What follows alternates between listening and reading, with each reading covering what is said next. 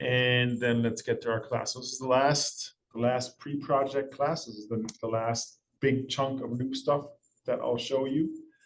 And that is the presentation, right? So we've looked at 3 different file types until now. What are the 3 file types that we've looked at so far? Which is for what? For part? And then? And that's what? What do we call this? The drawing, exactly. That's what we call a drawing, right? DW for drawing, right? So those are the 3. And now we're going to add the presentation one as well, IPN. Right? Right, but those are not files that are inherent to, like, not file formats that are specific for Inventor, right? These 4 file formats are specific to Inventor. There's other, especially the drawings, there might be other programs that you can open them up with, but the parts and the presentations and the assemblies are specific to the software, right? That's why we every now and then export stuff to different, like with PDFs or something, but you can also export them to different file formats that are more, that can be used by other CAD softwares as well. But let's get to the presentation, right? And so I already have one of our assemblies open, right? That's the one that we did very early on. Should have nothing moving as far as I can tell. Very good. And so now what we'll do is we'll create a new file. And in this case, we're going to scroll down and go to standard. Now we're going to do a millimeter because all our parts were in millimeters. Very important to match them up, right? If you're using inches, if you use inches, if you use millimeters. We'll create this. And again, you'll see that it basically comes up with a whole new set of tools that we can use. But the first thing that we have to do is we have to choose ourselves an assembly. So let's find our file again here.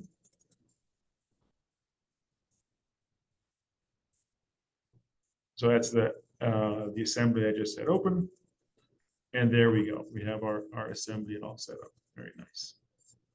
Now you'll see a couple of things, right? It opens up this area over here, which is the snapshots. We'll look at those. But more importantly for now, it opens up down here, let's make this a little bit bigger maybe, right? What's called the storyboard. And so what we'll do in these presentations is that we're basically going to take something that we've assembled and we'll take it apart piece by piece by piece. And the software is going to save those kind of movements that we make, and then we can basically have a video that takes the assembled part and rips it up into all its pieces. And so basically what the idea behind those files is that if you're you're contracted to build this whatever device here, right, then you will know how all the pieces fit together, not just in a drawing, but in the video as well, that you see the movements. And so to do that, we go up here where it says tweak components. So all of the different parts that we have, we consider as components. So we can say tweak a component. Let's do that. Let's tweak maybe one of the pins. But then you'll see it opens up all these new options here. Very first option that we should change, otherwise we're going to be here all day, is it sets here the duration. It's basically how long it takes to move pieces around. And we'll take that from 2.5 to 0.5, because otherwise it again takes too long. And then you'll see up here, the main 2 things that we're going to use are we can either move stuff or rotate stuff. Right now we're in the move command, and you can see these 3 arrows that we can grab one of those arrows and pull on it and move it, and then it moves in that direction. If we move in a different direction, maybe somewhere over here, right? And so now we moved our little part. We can also do rotate, right? And then we get these basically 3 rotation planes. So maybe we want to rotate to see the top of it a little better. Maybe we'll do something like that, right? And then at the very end, we have to say that we're done. And so now we've made this movement. You can see down here, now pops up in our little storyboard. And so we can rewind to the very beginning. This is how it's all set together. We can hit play, and there goes our little part. Not sure why it jumped back to the end. Right, so basically how this works. And so now we'll do this part by part by part. Right? Each little part will pull out, stick somewhere. In the end, we'll have them all together. Right? So what is a good idea is to take parts that are similar or are the same parts and kind of cluster them together, right? Just because we know where all the parts are. So we could keep on going. We can say like, well, maybe let's go to the, well, let's just keep on going with the pins, right? Again, we have to hit this little tweak and we say we want to tweak this one. It's still rotate, we want to move. So it's very important when we do these videos, these presentations, that we don't have stuff bump into each other, right? So if I do this, that shouldn't happen, right? It looks as it's going straight through the other part. We don't want to do that. So maybe we'll move this one over here a little bit and then move it past it. And just because we can, we'll rotate it a little bit. And say, okay, it keeps the 0.5. We don't have to change it every time. We can also right click on a piece, but we have to be careful that we hit the right one. We right click on it. You can also do the tweak from there. Right, so maybe this one we want to move downward and behind the back, right? We can, if we want to make sure that we didn't bump into something, we can change the view, right? We didn't move anything there, so that's good. And we'll move this to where the other ones are. Maybe we'll leave this one standing right up.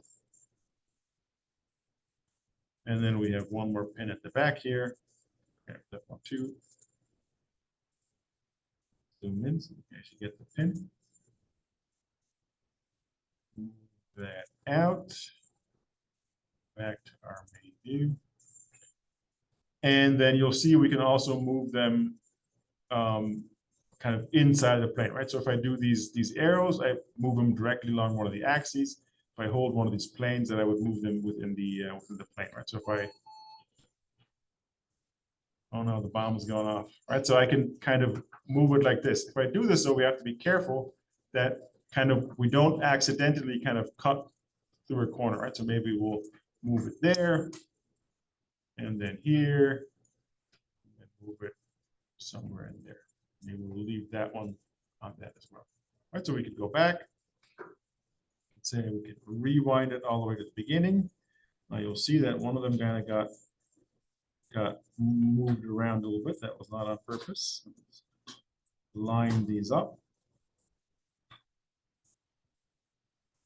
We want to have multiple, right? So this is basically has a box for each little movement that we make, right? So if we here we had multiple movements and rotation, so we have multiple little movement boxes here. So line them up nicely and go to the front and say play, right? And then again, moves all these things out. And very importantly, we don't want to make sure that nothing overlaps, right? None of those movements kind of cut through something else. They can cut across their paths, right? Because they're only going to move one at a time, but they shouldn't cut through different parts. All right, so that was some of the parts. Now we can move some of the big ones. Maybe this one here. Now we could slide it right out because there's no more connections to it, but maybe want to move it back a little bit first and then move it over here. And then let's rotate it a little bit.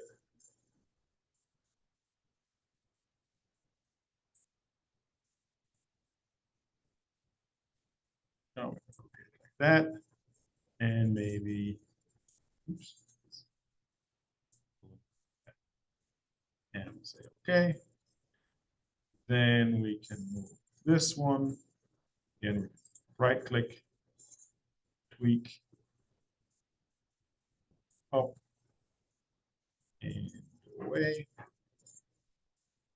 Might as well just leave it there. And then the only two are left are basically these. Let's move up just a little bit here. And then this we can do. And maybe we'll rotate it a little bit to see.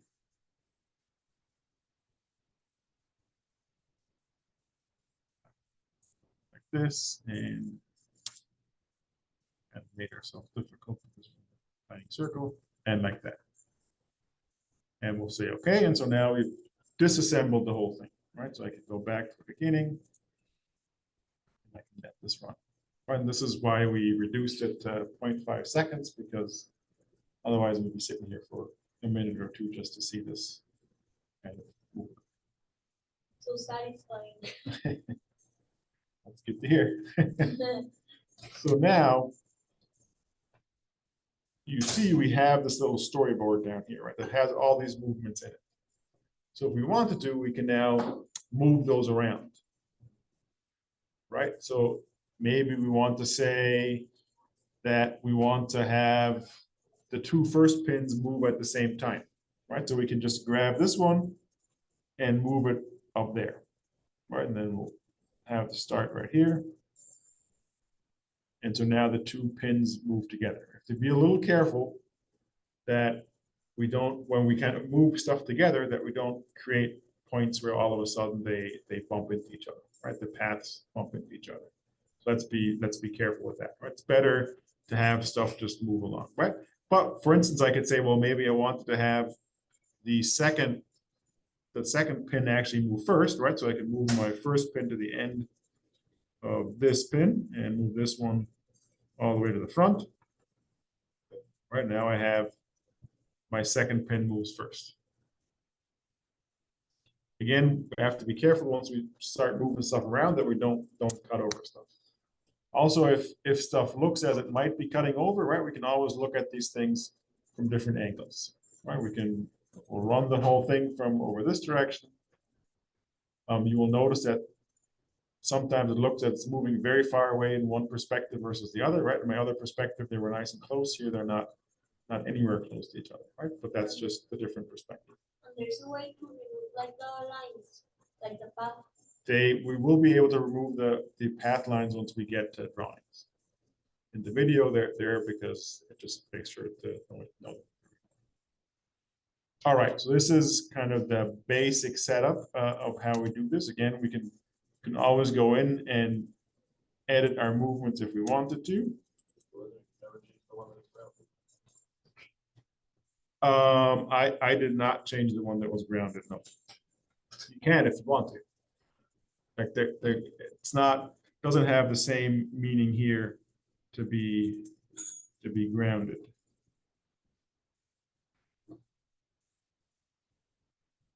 Let's go back to what we.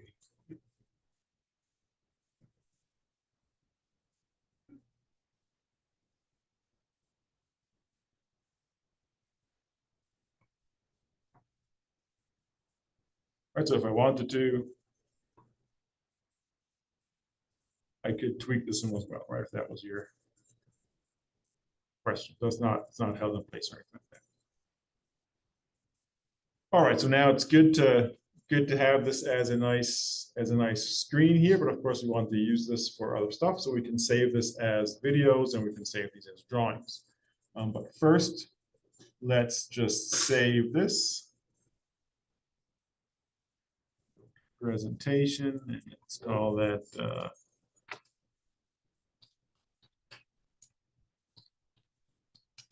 presentation 1. And we'll save it. And now up here, we can see that we can create like videos and we can create drawings. Let's do the video first, because that's the easier step to do. Basically what it does, it will pull up a new little window, right? That tells you what all the details are. Basically, all that we're going to be playing with is the file name and the file location. If you want to have a very specific window size and all those kind of details, you can do that too, but we don't need that here. So right now it's sticking it into documents, which is not where I want it to go. I want it there. Right there, and we can call it storyboard 1. So basically, unlike the constraint drive, it now just sits back and thinks for a little bit and renders this, and then will tell us when we're done. Right, so we just have to wait for this to happen. It doesn't take all that long. But let's see. And so now while we're rating, maybe we could create all kinds of different kind of storyboards here that we did, right? So we just created one. We could add additional storyboards. If we click on this one right now, but for us, we'll just work on the one. So it says it worked out. So let's go to our folder. Presentation 1, storyboard 1.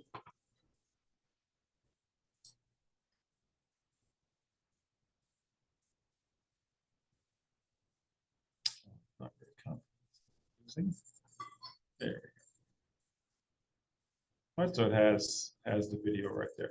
And we'll see, even although it's a WMV, this time it doesn't have the nice 80s colors or 90s color scheme in the background. So.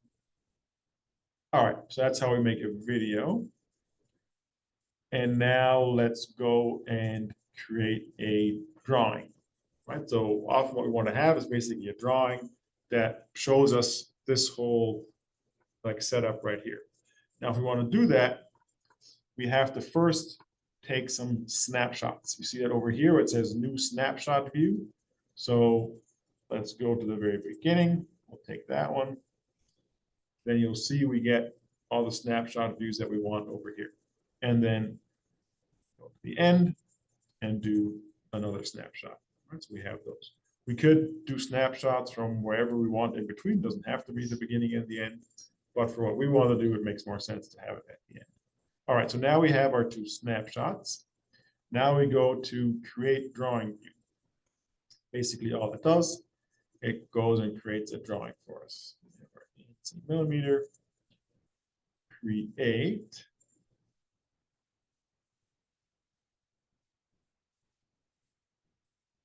And now it will, because we were coming from that presentation, it automatically pulls in kind of the view that we have.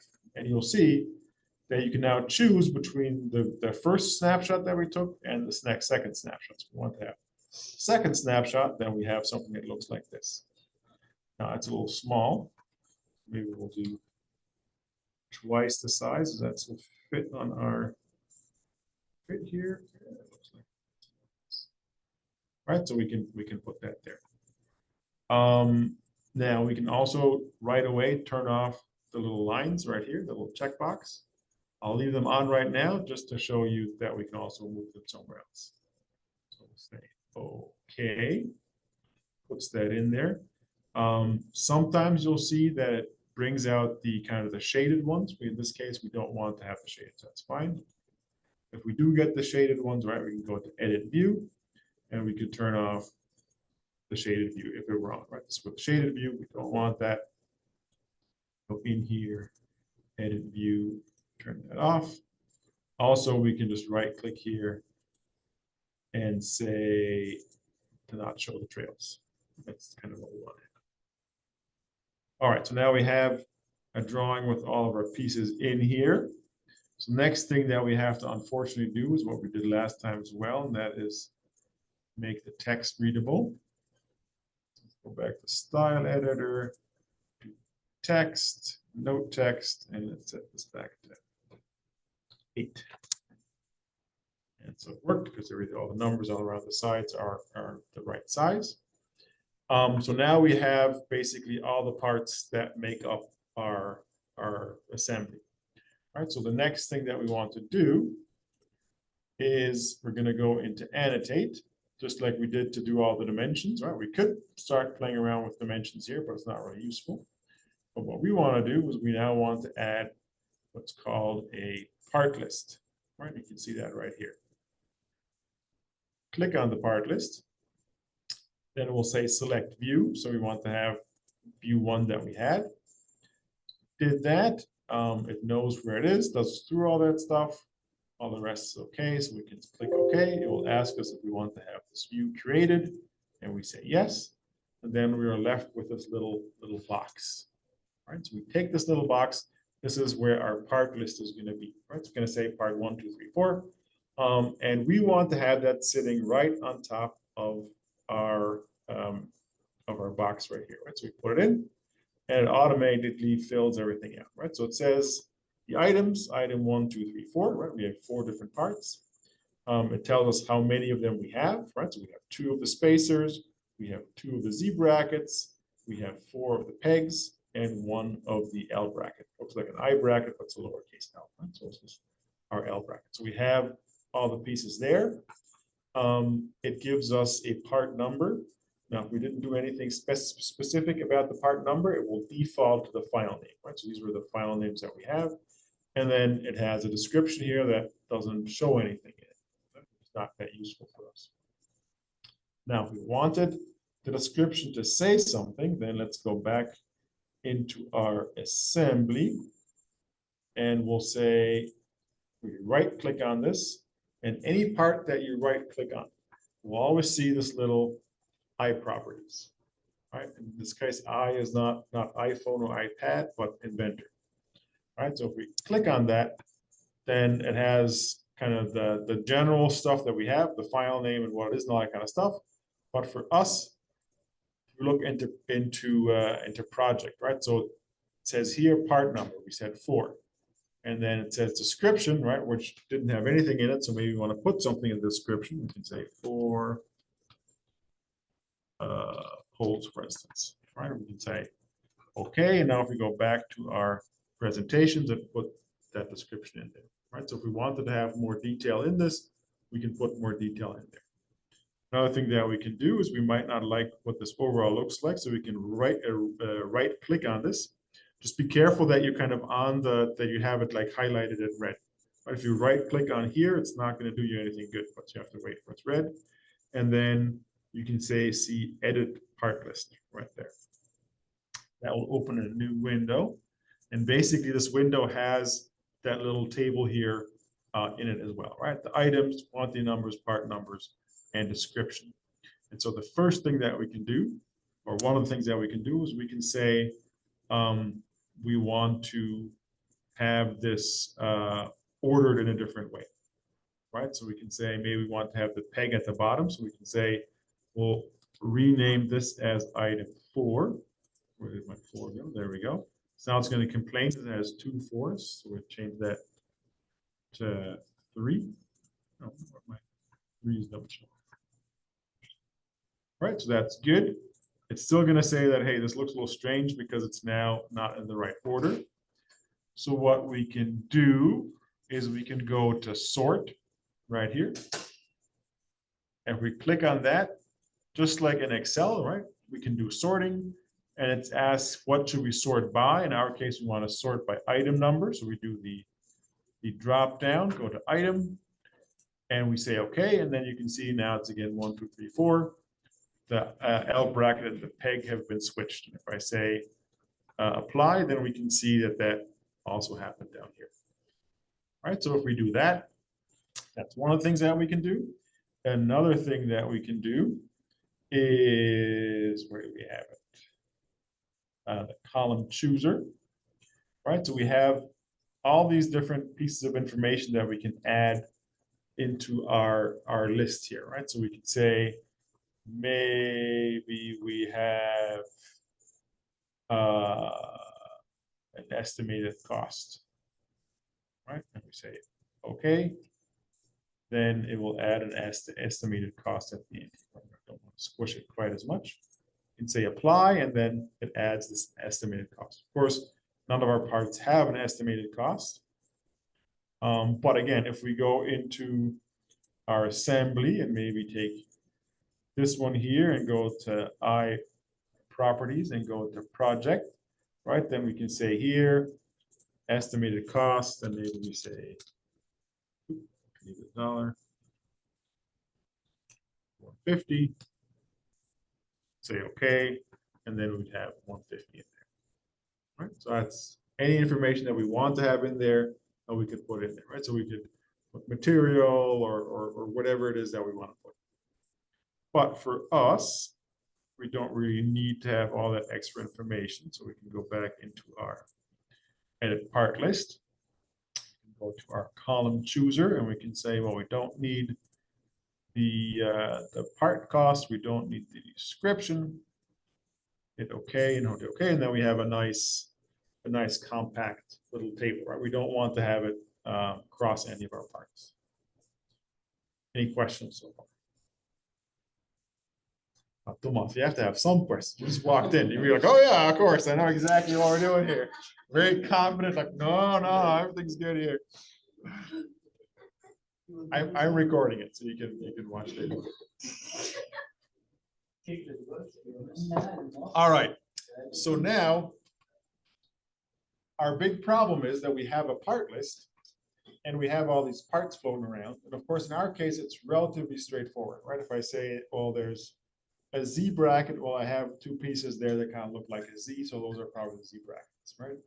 But let's say I had some of the other ones, right, where you had pegs on one side and pegs on another side, right? Then it becomes kind of difficult. Well, which of the pegs is the one that I'm interested in, right? So now we can go through and actually tell what piece is what. And to do that, we use these little balloons here, right? So you see, if I click on the balloon, then I now can kind of choose a part. If I say I want to choose this part right here, then it asks me where to put my little balloon.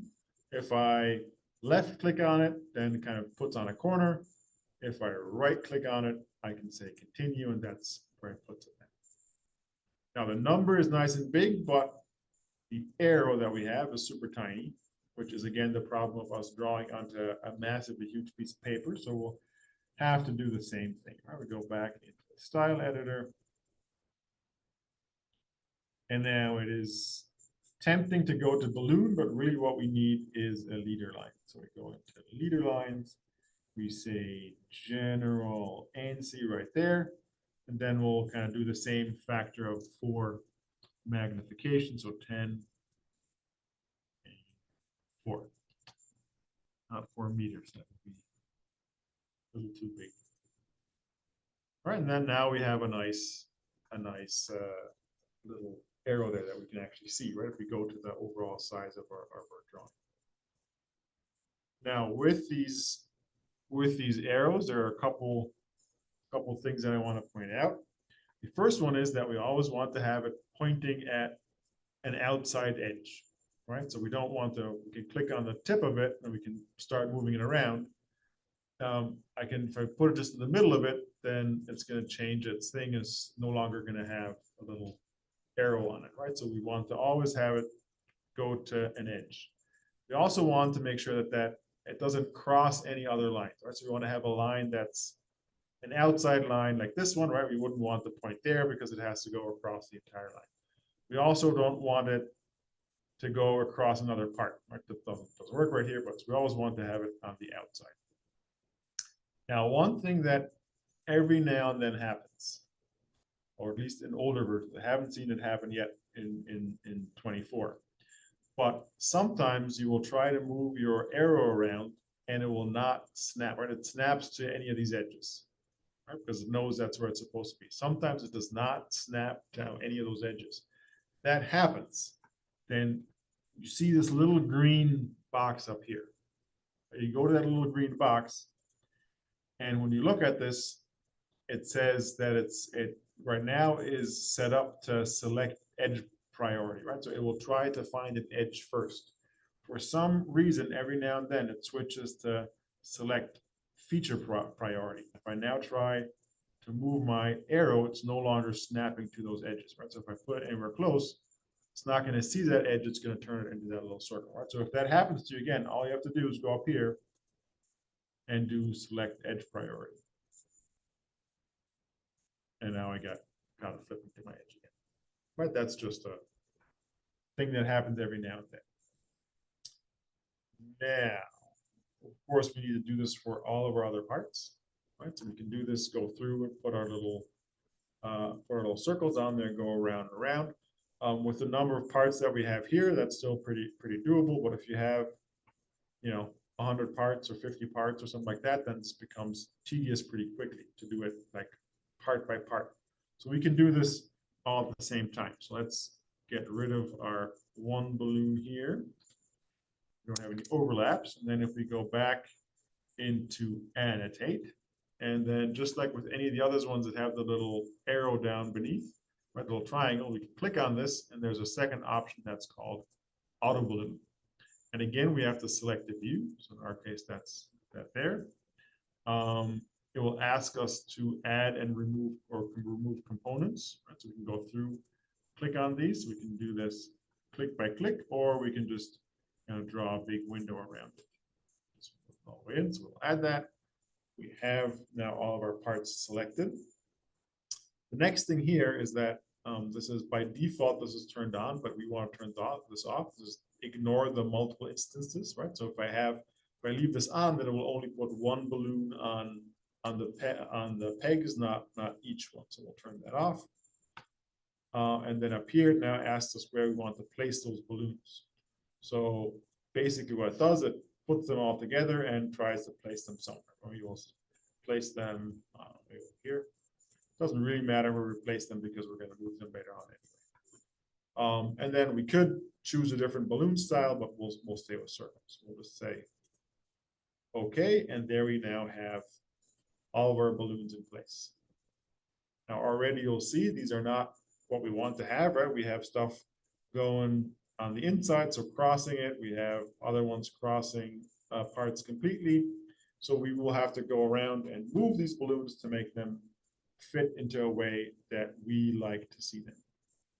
And the way that we do that, or some of the kind of the main idea that we're going to do with this, is we want to not have balloons scattered all over the place. We kind of want to group them together in like logical areas, right? So we probably want to have all the balloons that are related to the pegs all in one space, right? So maybe we want to start with that. So we can just click on the center of the balloon. Maybe move this one down here. That one over there. Move the arrow to point into a more logical direction. This one here. Over. Again, we'll move that somewhere to the outside. And then the last one somewhere down here. Something like that. Right. So they're all nice and clustered together. Nothing is crossing another part. It's not crossing any other balloon lines, so that's good. Now, what else can we do? Maybe the two Z's and the A and the L, we'll put them all up there. So find another spot. This one spot, and this one up there. Which leaves us the two right here. Put that together. That one together, and then move the piece. And with that, now we have all of our pieces all our balloons arranged in a nice way. They're all kind of sitting together in logical combinations, right? That's why when we pulled all the pieces apart, we kind of put them, or I put them, I should say, in places that made sense. And so now we're basically done. One thing that is kind of nice to add is kind of to add the final view into this again, right? So we could go and do place view and basically go in here. It chooses the one that we had. We just want to have a nicer positioning of it right in there. Right, again, we could choose a different version of this, but this is fine. And so we'll say okay, and there it is. Well, for this one, we actually do want to have shaded, so let's go back in, edit view, turn on that shade. Right, with that, we will be done. Well, we can add our name down here if we want to, but that's not.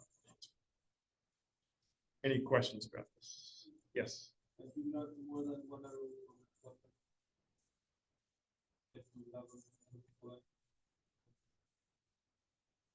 Multiple items with one. Oh, so I just have the one here that points on to both things. No, it's like each part will have itself. Like if I want to not put that many balloons, right, then I could choose the option where it says like ignore multiple. So I could get rid of them, but I like to have arrows on everything because then you're 100% certain what it is. And our parts tend to not be that big that we have to worry about that. But if this were 100 parts or something, right, then you might want to reconsider that because you'll have more balloons that you won't be able to see anything. All right, then the last thing that we'll of course want to do is we have to save it. Save our drawing. Presentation drawing, just so I don't get confused. Presentation drawing. And that's okay. And then speak that much about this, but then last, as usual, we can export it. Export PDF.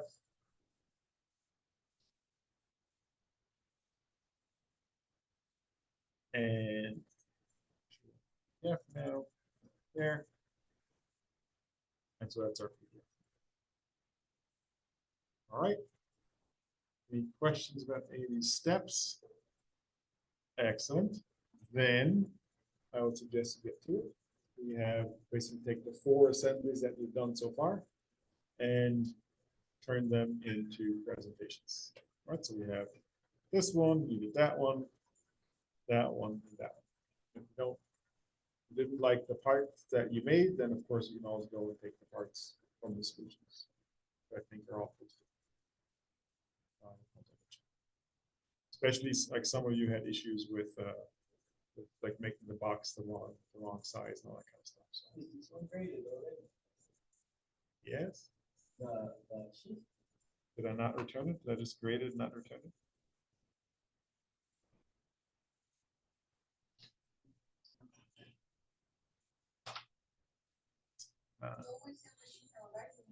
I do, but I did this on the weekend, so maybe I forgot to send an email. Let me definitely turn off the recording.